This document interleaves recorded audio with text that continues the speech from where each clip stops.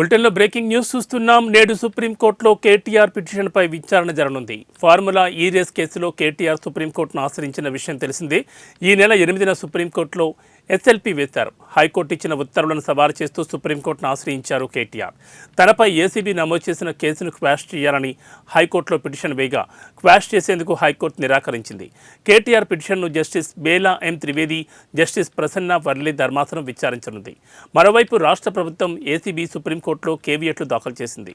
Formula ఈ race కేసులో కేటీఆర్ సుప్రీంకోర్టును ఆశ్రయిస్తే మా వాదన కూడా వినాలి అనే కేవియట్ పిటిషన్లో కాంగ్రెస్ ప్రభుత్వం పేర్కొంది.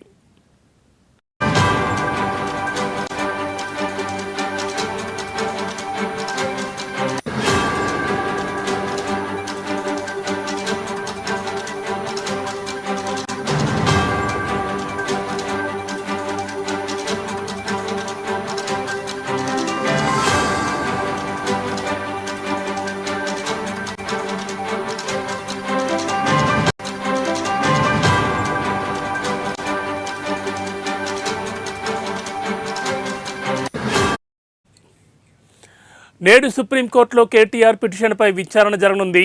ఫార్ములా ఈ రేస్ కేసులో కేటీఆర్ సుప్రీంకోర్టును ఆశ్రయించిన విషయం తెలిసిందే. ఈ నెల 8న సుప్రీంకోర్టులో ఎస్ఎల్పీ వేశారు. హైకోర్టు ఇచ్చిన ఉత్తర్వులను సవాల్ చేస్తూ సుప్రీంకోర్టును ఆశ్రయించారు కేటీఆర్. తనపై ఏసీబీ నమోదు చేసిన కేసును క్వాష్ చేయాలని హైకోర్టులో పిటిషన్ వేయగా క్వాష్ చేసేందుకు హైకోర్టు నిరాకరించింది. కేటీఆర్ పిటిషన్ను జస్టిస్ బేలా ఎం త్రివేది, జస్టిస్ ప్రసన్న వర్లే ధర్మాసనం విచారించనుంది. మరోవైపు రాష్ట్ర ప్రభుత్వం, ఏసీబీ సుప్రీంకోర్టులో కేవియట్లు దాఖలు చేశారు. ఫార్ములా ఈ రేస్ కేసులో కేటీఆర్ సుప్రీంకోర్టును ఆశ్రయిస్తే మా వాదన కూడా వినాలి అని కేవియట్ పిటిషన్లో కాంగ్రెస్ ప్రభుత్వం పేర్కొంది.